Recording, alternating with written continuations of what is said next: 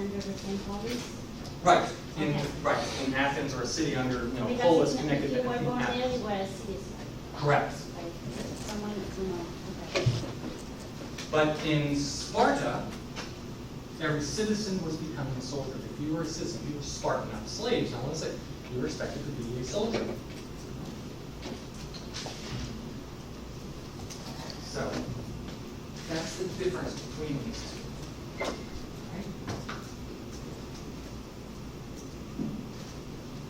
I did it again.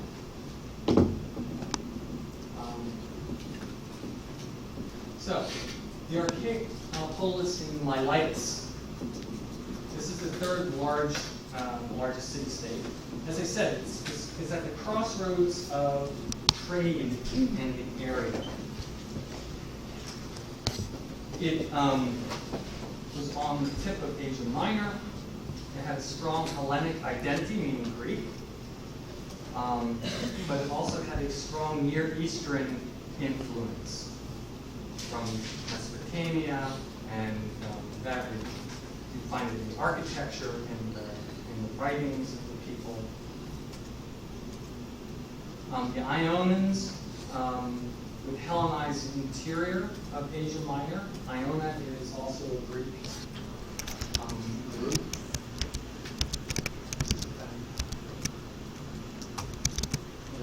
Here. The Ionians are going to push into here.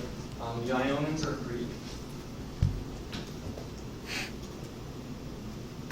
And they're going to have a heavy trade presence on the Black Sea.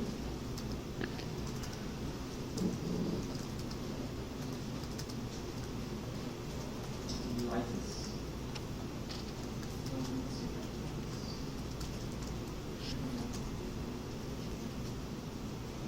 But this is where this speculative thought, a lot of this philosophical traditions that we know of Greece came from.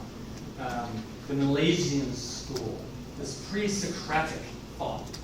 This is where they're going to start to debate, is there a God? What is the cosmos? And what is man's position in the cosmos? This is where they Yes. Oh, they're going to subscribe to these things. Anaximander, Thales, and Aximenes. These are some of the early philosophers that from the Milesian school. These guys, these are thinkers who made observations that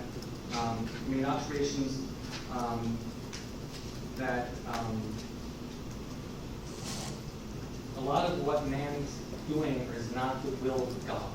Gods are not influencing man. This is the foundation of their thinking. Gods are not influencing man. And it's not a very large leap to think that, well, is there a God to begin with? It starts with this concept that God is maybe something, because gods, they set the world in motion. They set this clock ticking, and then they step back and just let it tick. But then it goes to, well, is there really a clock ticking? They're challenging these mythic, remember I said before, a lot of these traditions are mythic. They start as myths, these concept of gods, Osiris and Isis, and they're myths that people weave into religion, which becomes truth. And these guys are starting to challenge these mythic religions. They're being challenge the truth, established truth. And they're doing it rationally, through thinking, through logic, rational theories. One of them, Xenophanes, he's going to declare that man made gods in his image, not the other way around. In order for man to reconcile his place in the universe, he makes a very, very human-looking god. Remember Zeus, very much a man. And Xenophanes is going to say that if bulls could make gods, then bulls would make a god that looked like a bull.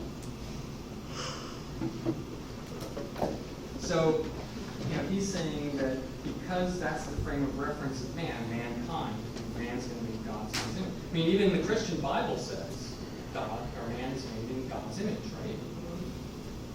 So, the thought of God and man that developed here and which created fissures between religion and philosophical speculation. This is a hallmark of Western thought. This questioning of God. This questioning of God is a hallmark of Western thought. This, I said it again, this questioning of God is a hallmark of Western thought. You're not going to find this in other religions, in other traditions. God exists. There is a God. These guys are the first to start saying, really? Really is there God? This goes against everything that we've talked about so far. This push towards religion. And the Sumerians and their gods, the water. How do you think there is God, or they wonder if They're wondering if there is a God. They also developed the mathematics because Pythagoras was Ionian. So everything was all the ideas and the mathematics. Yep. Argonian theory. It's part of that logic. Let's explain things logically. Math is logical. No matter where you go, anywhere in the universe, anywhere, 2 plus 2 will always equal 4. Math is universal. That's true. Where does 2 plus 2 not equal 4?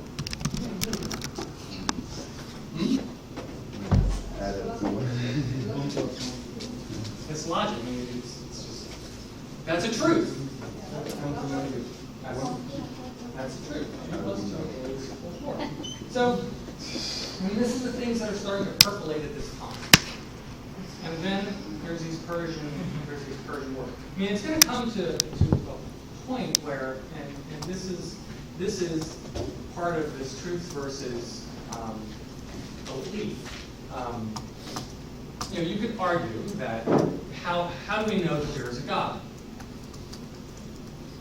So these guys are starting to think about it. How do we know that there's a God? As many of these guys who are going to start to try to logically prove the non-existence of God, there's going to be more who are going to prove the existence of God. And so how would you think they prove the existence of God? Anyway. I'm sorry. Prove the existence of God. You can't. A God. I don't mean a Christian God. I mean, I'm just prove the existence of a superior being. I guess if you have power. But I mean, if somebody said to you, there's a difference between an agnostic and an atheist. An atheist says there was absolutely no God. An agnostic says there is a God, but we just don't know. I mean, there's a supreme being, but we don't know who this person is. So, but if somebody said to you, I'm an atheist, I believe in no God, how would you refute that? You'd refute it with the faith and beliefs that you have. I guess with the wars. But see, that's my own personal truth. Now we're talking about how are you going to universal truth? You gotta have. I guess it's whoever wins the war is like their God is stronger or something along those lines. You gotta have. If you prove thinking is reading. If it's based in history, but then again, you're basing it in tradition and not logic or truth. Logically prove there is an existence of a supreme being. I would say you gotta have special power, to show the other side of part of what it is. Show them that your God is better than them. Well, that's what you're trying to do. I mean, and again, there's a way to do it. There's one way to do it. There's many ways, and there's many ways to disprove it. But if somebody says, prove the existence of God, you're all dancing around it. This is what these guys are doing right now. No, I mean, you're all trying balance. I don't expect you to notice, but one way to do this is, a painting does not paint itself, does it? Someone does it. Some intellect makes a conscious decision to take paint and put it on canvas, right? And voila, we have a painting. It may be a piece of crap, but nevertheless, it is a painting. Okay? A building does not build itself. Talking about the existing things surrounding us. Right. Therefore, the universe did not create itself. Yeah. Something or someone had to create the universe. I mean, painting does not paint itself, nor did the universe create itself. Now, whether that's the God of Christian religion, or some other religion, who knows? But it's very hard to refute that somebody, some intelligence, had to create this universe, this very intricate clock that's in existence at some point. There had to be the first causality. And scientists say, oh, it was the Big Bang. No. Take a step back from that. Okay. What allowed the Big Bang to happen? What created the box in which the Big Bang exploded? Somebody had to do that. This is the whole, like, this, What does scientists say about why do they think came from the Big Bang? So most of the scientists I've read just kind of skirt around it. You can look it up. I mean, I don't think there's really a definite answer. I mean, it's that whole thing of like what came first, the chicken or the egg. Like, there's no. the chicken. No, the chicken did. The chicken came first. That's But if I The chicken had the chicken came first. Where did the chicken come? Yes, that's the question. So, I mean, but just, and then a lot of it has to do with faith, which is kind of what you were starting to answer. Faith, what is faith? Faith is, I really